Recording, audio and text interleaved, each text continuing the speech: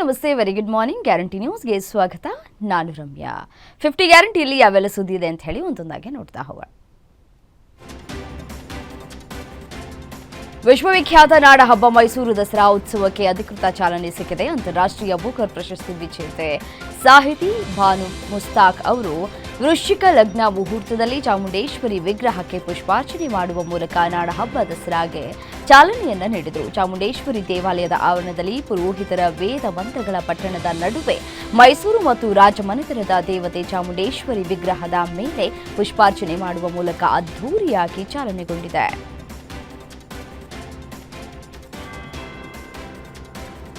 ಐತಿಹಾಸಿಕ ದಸರಾ ಉದ್ಘಾಟನೆ ಬಳಿಕ ಕಾರ್ಯಕ್ರಮದಲ್ಲಿ ಮಾತನಾಡಿದ ಸಿಎಂ ಸಿದ್ದರಾಮಯ್ಯ, ದಸರಾ ಮತ್ತು ನಮ್ಮ ಸಾಂಸ್ಕೃತಿಕ ಹಿರಿಮೆಯ ಪರಿಚಯ ಇಲ್ಲದವರು ಬಾನು ಮುಸ್ತಾಕ್ ಅವರನ್ನ ವಿರೋಧಿಸಿದ್ರು. ಇತಿಹಾಸ ತಿರುಚಿ ಸ್ವಾರ್ಥ ರಾಜಕೀಯ ಮಾಡೋದು ಅಕ್ಷಮ್ಯ ಅಪರಾಧ. ರಾಜಕಾರಣ ಮಾಡೋದಾದ್ರೆ ಚುನಾವಣೆಯಲ್ಲಿ ಮಾಡೋಣ. ನಾಡ ಹಬ್ಬದ ವಿಚಾರದಲ್ಲಿ ಕೆಳಮಟ್ಟದ ರಾಜಕಾರಣ ಮಾಡೋದು ಕ್ಷುಲ್ಲಕ ಅಂತ ಹೇಳಿದರು.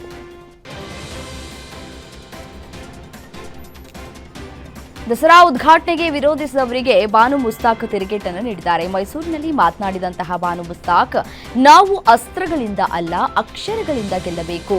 ನಾನು ಇದುವರೆಗೂ ಸುಮಾರು ಕಾರ್ಯಕ್ರಮಕ್ಕೆ ಹೋಗಿದ್ದೇನೆ, ನೂರಾರು ಬಾರಿ ದೀಪಗಳನ್ನು ಬೆಳಗಿದ್ದೇನೆ, ಮಂಗಳಾರತಿಯನ್ನು ಸ್ವೀಕರಿಸಿದ್ದೇನೆ. ನನ್ನ ಹಿಂದೂ ಧರ್ಮದ ಬಾಂಧವ್ಯದ ಬಗ್ಗೆ ಪುಸ್ತಕ ಪ್ರಕಟವಾಗುವುದು ಅಂತ ವೇದಿಕೆಯಲ್ಲೇ ವಿರೋಧಿಗಳಿಗೆ ತಿರುಗೇಟನ್ನು ನೀಡಿದ್ದಾರೆ.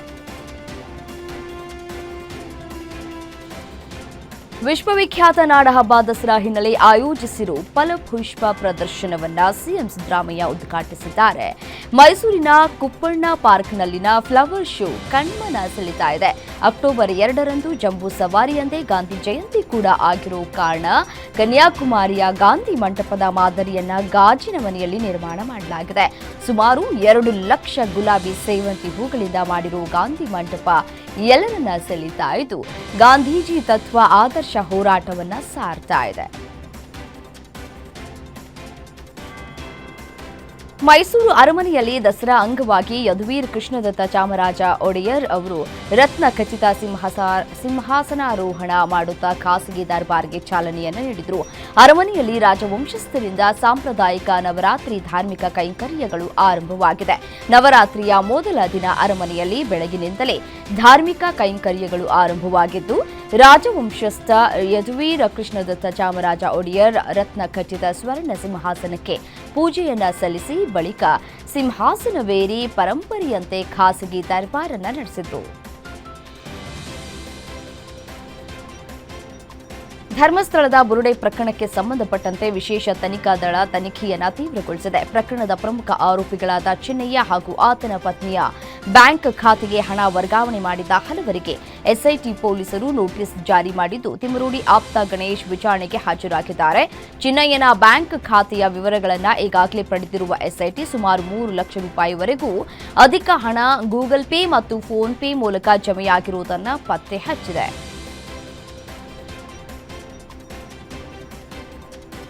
ಮಹೇಶ್ ಶೆಟ್ಟಿ ತಿಮರೋಡಿ ನಿನ್ನೆ ಬೆಳ್ತಂಗಡಿ ಪೊಲೀಸರ ವಿಚಾರಣೆಗೆ ಗೈರಾಗಿದ್ದಾರೆ. ಅಕ್ರಮ ಶಸ್ತ್ರಾಸ್ತ್ರ ಹೊಂದಿದ್ದ ಆರೋಪದಲ್ಲಿ ನಿನ್ನೆ ತಿಮರೋಡಿ ಬೆಳ್ತಂಗಡಿ ಠಾಣೆಗೆ ಹಾಜರಾಗಿ ವಿಚಾರಣೆಯನ್ನು ಎದುರಿಸಬೇಕಿತ್ತು. ಆದರೆ ವಿಚಾರಣೆಗೆ ಹಾಜರಾಗುವುದಕ್ಕೆ ಅಸಾಧ್ಯ ಅಂತ ಆಪ್ತರ ಮೂಲಕ ತಿಮರೋಡಿ ಪೊಲೀಸರಿಗೆ ಮನವಿಯನ್ನ ಮಾಡಿದ್ರು. ಇವತ್ತು ನಿರೀಕ್ಷಣಾ ಜಾಮೀನಿಗೆ ಅರ್ಜಿ ಸಲ್ಲಿಸುವುದಕ್ಕೆ ತಿಮರೋಡಿ ಪರ ವಕೀಲರು ಸಿದ್ಧತೆಯನ್ನ ಮಾಡಿಕೊಂಡಿದ್ದಾರೆ. ವಿಚಾರಣೆಗೆ ಹಾಜರಾಗದ ಹಿನ್ನೆಲೆಯಲ್ಲಿ ಬೆಳ್ತಂಗಡಿ ಪೊಲೀಸರು ತಿಮರೋಡಿ ಮನೆಗೆ ತೆರಳಿ 2ನೇ ನೋಟಿಸ್ ಅಂಟಿಸಿ ಸೆಪ್ಟೆಂಬರ್ 25ರಂದು ವಿಚಾರಣೆಗೆ ಹಾಜರಾಗುವಂತೆ ಸೂಚಿಸಿದ್ದಾರೆ. ಕೋಲಾರದ ಮಾಲೂರು ವಿಧಾನಸಭೆ ಫಲಿತಾಂಶ ಮರು ಮತ ಎಣಿಕೆ ವಿಚಾರ ಭಾರೀ ಸದ್ದು ಮಾಡ್ತಾ ಇದೆ. ಮಂಜುನಾಥ ಗೌಡಗೆ ಹುಚ್ಚು ಹಿಡಿದಿದೆ ಅಂತ ಶಾಸಕ ಕೆವೈ ನಂಜೇಗೌಡ ಹೇಳಿಕೆಯನ್ನ ನೀಡಿದ್ರು. ಈ ಬೆನ್ನಲ್ಲೇ ಮಾಜಿ ಶಾಸಕ ಮಂಜುನಾಥ ಗೌಡ ತೀವ್ರ ವಾಗ್ದಾಳಿಯನ್ನ ನಡೆಸಿದ್ದಾರೆ. ಹೇ ಯಾಕುಲೆ ನಂಜೇಗೌಡ, ಕೊಬ್ಬ ನಿಂಗೆ ನನ್ನ ಬಗ್ಗೆ ಏಕವಚನದಲ್ಲಿ ಮಾತಾಡ್ತೀಯಾ? ನಮ್ಮ ಮನೆತನದ ಬಗ್ಗೆ ಮಾತಾಡ್ತೀಯಾ? ಅಪ್ಪನಿಗೆ ಹುಟ್ಟಿದ್ರೆ ಪೊಲೀಸರಿಂದ ಕೇಸ್ ಹಾಕ್ಸು ಅಂತ ತೀವ್ರ ವಾಗ್ದಾಳಿಯನ್ನ ನಡೆಸಿದ್ದಾರೆ. ಯೂಟ್ಯೂಬರ್ ಕ್ವಾಜಾ ಅಲಿಯಾಸ್ ಮುಕಳೆಪ್ಪ ಮದುವೆ ಧರ್ಮ ಸಂಘರ್ಷಕ್ಕೆ ಎಡೆ ಮಾಡಿಕೊಟ್ಟಿದೆ. ಮುಕಳೆಪ್ಪ ಪತ್ನಿ ಗಾಯತ್ರಿ ಪೊಲೀಸ್ ವಿಚಾರಣೆಗೆ ಹಾಜರಾಗಿದ್ದಾಳೆ. ವಕೀಲರ ಮೂಲಕ ಹುಬ್ಬಳ್ಳಿಯ ವಿದ್ಯಾನಗರ ಠಾಣೆಯಲ್ಲಿ ಗಾಯತ್ರಿ ವಿಚಾರಣೆಗೆ ಹಾಜರಾಗಿದ್ದರು. ಅಪಹರಣ ಮತ್ತು ಜೀವ ಬೆದರಿಕೆ ಪ್ರಕರಣ ದಾಖಲು ಹಿನ್ನೆಲೆ ಕಮಿಷನರ್ ಶಶಿಕುಮಾರ್, ಡಿಸಿಪಿ, ಎಸಿಪಿಗಳಿಂದ ಮುಕಳೆಪ್ಪ ಪತ್ನಿ ಗಾಯತ್ರಿಯನ್ನ ವಿಚಾರಣೆಯನ್ನ ಮಾಡಲಾಗಿದೆ.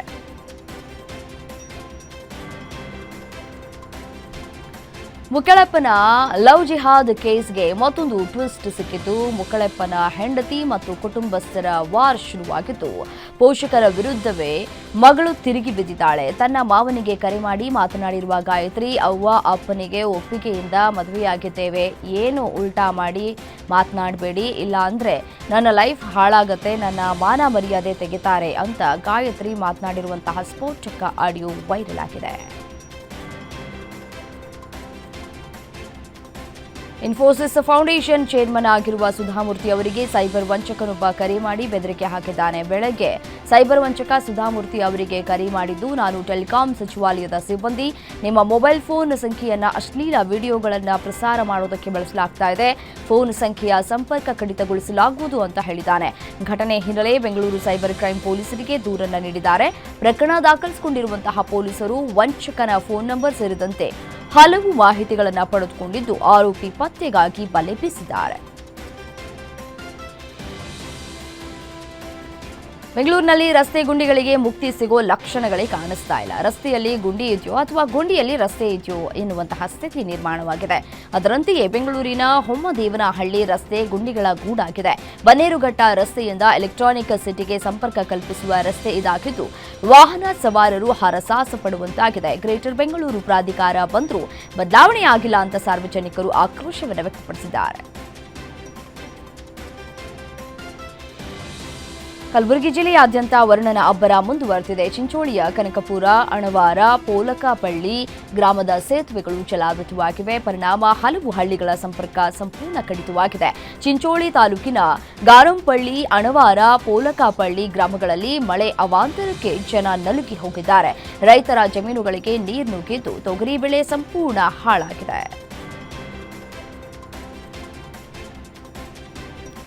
ಸತತ ಮಳೆಗೆ ಗೋಡೆ ಕುಸಿದು ಬಾಲಕಿ ಮೃತಪಟ್ಟಿದ್ದು, 4 ಮಕ್ಕಳು ಗಂಭೀರವಾಗಿ ಗಾಯಗೊಂಡಿರುವ ಘಟನೆ ಕಲಬುರಗಿ ಜಿಲ್ಲೆಯ ಯಡ್ರಾಮಿ ಪಟ್ಟಣದಲ್ಲಿ ನಡೆದಿದೆ. 17 ವರ್ಷದ ಸಾನಿಯಾ ತಾಂಬೋಳಿ ಮೃತಪಟ್ಟ ಬಾಲಕಿಯಾಗಿದ್ದು, ಗೋಡೆ ಕುಸಿದ ವೇಳೆ ಸ್ಥಳೀಯರು 3 ಮಕ್ಕಳನ್ನು ರಕ್ಷಿಸಿ ಆಸ್ಪತ್ರೆಗೆ ದಾಖಲಿಸಿದ್ದಾರೆ. ಯಡ್ರಾಮಿ ಪೊಲೀಸ್ ಠಾಣೆಯಲ್ಲಿ ಪ್ರಕರಣ ದಾಖಲಾಗಿದೆ. ಬೀದರ್ ಜಿಲ್ಲೆಯಾದ್ಯಂತ ಮಳೆ ಮುಂದುವರೆದಿದ್ದು, ಮನೆಗಳಿಗೆ ನೀರು ನುಗ್ಗಿ ಜನಜೀವನ ಅಸ್ತವ್ಯಸ್ತಗೊಂಡಿದೆ. ಬೀದರ್ ಸೇರಿದಂತೆ ಭಾಲ್ಕಿ, ಹುಮನಾಬಾದ್, ಬಸವಕಲ್ಯಾಣ, ಚಿಟಗುಪ್ಪ ತಾಲೂಕಿನಾದ್ಯಂತ ಮಳೆ ಹೆಚ್ಚಾಗಿದ್ದು, ಮನೆಗೆ ನೀರು ನುಗ್ಗಿ ಕೊಳಚೆ ನೀರು, ಗೃಹೋಪಯೋಗಿ ವಸ್ತುಗಳು ನೀರು ಪಾಲಾಗಿದೆ. ಗ್ರಾಮದ ಹಲವು ಗಲ್ಲಿಗಳಲ್ಲಿ ನೀರು ನಿಂತಿದ್ದು, ಗ್ರಾಮ ಪಂಚಾಯಿತಿ ಸಿಬ್ಬಂದಿ ವಿರುದ್ಧ ಆಕ್ರೋಶವನ್ನು ಹೊರಹಾಕಿದ್ದಾರೆ.